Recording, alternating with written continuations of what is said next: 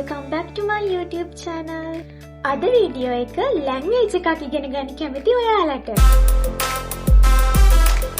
Video එකට යන්න කලින් මගේ channel එක subscribe කරන්න කියලා ආදරෙන් මතක් කරනවා. ඔයා ස්කූල් යන කෙනෙක් වුණත්, ඔයා ජොබ් එකක් කරන කෙනෙක් වුණත්, ඔයා ලැන්ග්වේජ් එකක් ඉගෙන ගන්න කැමති කෙනෙක් නම් ඔයාලා දැනගන්න ඕනි කරුණු කිහිපයක් තියෙනවා. අපි දැන් බලමු ඒ මොනවද කියලා. මම හිතන විදිහට ජර්මන් වෙන්න පුළුවන්, රෂියන් වෙන්න පුළුවන්, ෆ්‍රෙන්ච්, චයිනීස්, ජැපනීස්, කොරියන් ඕනේ භාෂාවක් ඉගෙන ගන්න කෙනෙක් නම් මුලින්ම මම හිතන විදිහට මෙන්න මේ කුසලතා 4 දියුණු කරන්න ඕනේ. ඒ තමයි ලිවීම, කියවීම, ඇසීම සහ කතා කිරීම.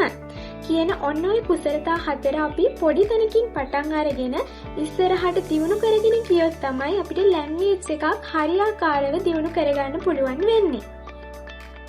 ඔයා මුලින්ම භාෂාවක් ඉගෙන ගන්න කෙනෙක් නම්, ඔයා ඒ භාෂාව ගැන කිසිම දෙයක් දන්නේ නැත්නම්, මාත් ඒ වගේ කාලයක් පහු කරා. මමත් කිසිම භාෂාවක් ඉගෙනගෙන තිබෙන්නේ නැහැ. මම කැම්පස් ගිහින් තමයි චයිනීස් භාෂාව ඉගෙනගෙන දැන් විශේෂ වේගී උපාධියක් හදාරලා ඉන්නේ. ඒ නිසා මුලින්ම ඉගෙන ගන්න කෙනෙක් වුණත් ඒ භාෂාව දියුණු කරගන්න නම් අනිවාර්යයෙන්ම ඔයාලා ඒ භාෂාවත් එක්ක ජීවත් වෙන්න ඕනේ.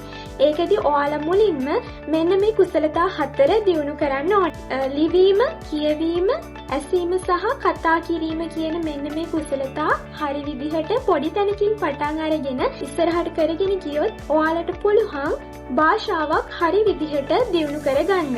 මේකෙදී ඔයාලා ඉගෙන ගන්න කැමති භාෂාව German, Russian, French, Korean, Japanese, Chinese ඕනේ භාෂාවක් වෙන්න පුළුවන්. ඔයාලා කැමති මොන භාෂාවද ඒකේ පොඩි තැනකින් පටන් ගන්න ඕනේ. මුලින්ම ඒ භාෂාවේ අපි අපේ සිංහල භාෂාව ගැන හිතුවොත්, අපි සිංහල භාෂාව ඉගෙන ගද්දි පොඩි කාලේ කිසිම දෙයක් අපි දන්නේ නැහැ. අපි ඇහෙන දෙයින් තමයි ඉගෙන ගත්තේ. එතකොට ඇසීම කියන දේ ගොඩක්ම වැදගත්. ඒ නිසා අපි බලන්න ඕනේ මේ ඇසීම කියන එක දියුණු කරන්න ඔයාලා කැමති භාෂාව ඇතුළේ මොනවද කරන්න පුළුවන් කියන එක. ඒකෙදි ඔයාලා කොරියන් භාෂාව ඉගෙන ගන්න කැමති කෙනෙක් නම් ඒකේ අපිට ඒකට අදාළ K-dramas තියෙනවා, TV series තියෙනවා, සින්දු තියෙනවා. ඒවා අහලා අපිට අපේ ඇසීම කියන එක දියුණු කරන්න පුළුවන්. පුංචි තැනකින් පටන් ගන්න, ලොකු දේවල් නෙවෙයි. අපිට K-drama එකක් බලද්දී ඔන්න යනවා එනවා කියන එකට කියන දේ මුලින්ම පොඩි පොඩි දේවල් කනට හුරු කරගන්න ඕනේ. ඒ වගේ ඇසීම කියන දේ පොඩි තැනකින් පටන් අරන් දියුණු කරගත්තාම මං හිතනවා අනිවාර්යයෙන්ම ඔයාලට ලැන්ග්වේජ් එකකට අදාළව සමහර ලැන්ග්වේජ් වලට අදාළ ලිසනින් ටෙස්ට් තියෙනවා. ඒ වගේ දේවල් දියුණු කරගන්න නම් අනිවාර්යයෙන්ම ඇසීම කියන එක ගොඩක්ම වැදගත්. ඒ සඳහා ඔයාලට ඔයාගේ විවේකී කාලයෙන් කොටසක් වෙන් කරලා ඔයාලට පුළුවන් ඔයාලා කැමති ඒ ලැන්ග්වේජ් එකට අදාළ ඩ්‍රාමා එකක්, TV සීරීස් එකක්, සින්දුවක්, ඒ වගේ ඕනම දෙයක් අහන්න. ඊට අමතරව ඊළඟට අපි කතා කිරීම ගත්තාම අපිට අර මං කියෝ වගේ ඔයා කැමති භාෂාවට අදාළ TV සීරීස් එකක්, සින්දුවක්, ඒ වගේ මොනවා හරි දෙයක් අපි බැලුවා කියන්නකෝ. අන්න ඒ දෙයින් අපි වචන ඉගෙන ගන්න ඕනේ. අන්න ඒව දාලා ඔයා පොඩි පොඩි වචන කියලා කතා කරන්න පුරුදු වෙන්න ඕනේ. ඔයාගේ යාළුවොත් එක්ක වෙන්න පුළුවන්, පවුලත් එක්ක වෙන්න පුළුවන්. ඒ වගේ පොඩි වෙලාවක් අපි ඒක හිතන්නේ නැති වෙලාවක් යනවා එනවා බායි කියන එක වෙන්න පුළුවන්. ඒකට ඔයා කැමති භාෂාවට අදාළ වචන පාවිච්චි කරන්න පටන් ගන්න ඕනේ. එදිනදා ජීවිතේදී අපිට හම්බෙන යාළුවෝ වෙන්න පුළුවන්, පවුලේ අය වෙන්න පුළුවන්, ඕනම කෙනෙක් එක්ක අපිට අර වචන පාවිච්චි කරලා කතා කරන්න පුළුවන්. සමහර විට ඔයා කියන වචනේ ඒ කෙනාට තේරෙන්නේ නැති වෙන්න පුළුවන්. හැබැයි ඔයා කියන එකෙන් ඒ කෙනත් ඒ වචනේ පුරුදු වෙනවා. මේ වගේ පුංචි තැනකින් පටන් අරන් ඔයා කතා කරන්න ඉගෙන ගත්තාම දැන් අද වෙනකොට ඕනතරම් සෝෂල් මීඩියාස් වල ඇප්ලිකේෂන්ස් තියෙනවා, කන්වර්සේෂන් කරන්න පුළුවන්. ඒ රටේ මිනිස්සුත් එක්ක ඔයා කැමති භාෂාවෙන් කතා කරලා පුරුදු වෙන්න පුළුවන් ඇප්ස් තියෙනවා. ඒවා යොදාගෙන ඔයාට ඔයාගේ කතා කරන්න උත්සාහ කරන එක දියුණු කරගන්න පුළුවන් වෙනවා. ඊට අමතරව ඊළඟ කුසලතාවය තමයි ලිවීම කියන එක. ඕනම භාෂාවක් අපි මුලින්ම පටන් ගන්නකොට අපි ඒකේ හොඩිය ඉගෙන ගන්නවා. අපි සිංහල වුණත් අයන්න මුල ඉඳන් ඉගෙනගෙන තමයි ඊට පස්සේ මේ වගේ හොඳට කතා කරන්න පුරුදු වෙලා තියෙන්නේ, ලියන්න කියන්න ඒ භාෂාව දියුණු වෙලා තියෙන්නේ.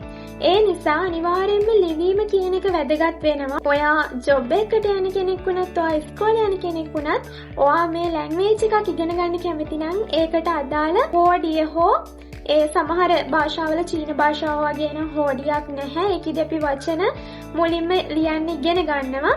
ඒකෙදිත් ඔයාට පුළුවන් ඒ වගේ හෝඩියෙන් අකුරු කිහිපයක් දවසකට අකුරු 5ක් වෙන්න පුළුවන් ලියලා ඉගෙන ගන්න. දැන් ඊට අමතරව අපිට ඔන්ලයින් අකුරු ලියන්න පුරුදු වෙන්න පුළුවන් ඕන තරම් වෙබ්සයිට් තියෙනවා, ඇප්ලිකේෂන්ස් තියෙනවා. ඒවා අපි යොදාගෙන අපි මේ අකුරු ලියන්නත් පුරුදු වෙන්න ඕනේ. ඊළඟ එක තමයි කියවන්න පුරුදු වෙන එක.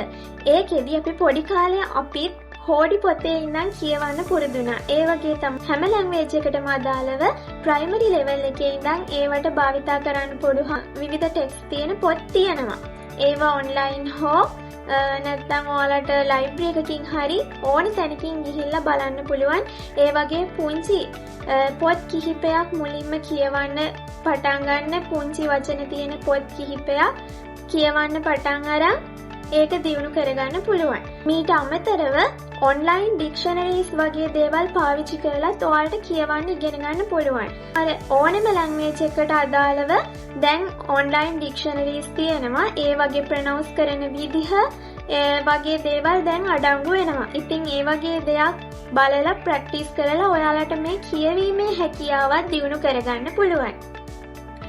ඉතින් මේ විදිහට ඔයා ජොබ් එකක් කරන කෙනෙක් වුණත්, ස්කූල් යන කෙනෙක් වුණත්, ඔයා ලැන්ග්වේජ් එකක් ඉගෙන ගන්න කැමති කෙනෙක් නම් මම මේ කිව්ව විදිහට ඇසීම, කතා කිරීම, ලිවීම සහ කියවීම කියන මේ කුසලතා 4 පුංචි තැනකින් පටන් අරන් ඉස්සරහට දියුණු කරගෙන ගියොත් මම හිතනවා ලැන්ග්වේජ් එකක් හරියටම ඉගෙන ගන්න පුළුවන් කියලා.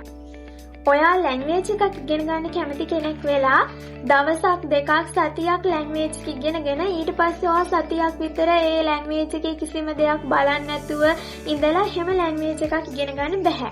ඔයා කරන්න ඕනේ මූලිකම දේ තමයි ඒ ලැන්ග්වේජ් එකත් එක්කම ජීවත් වෙන එක.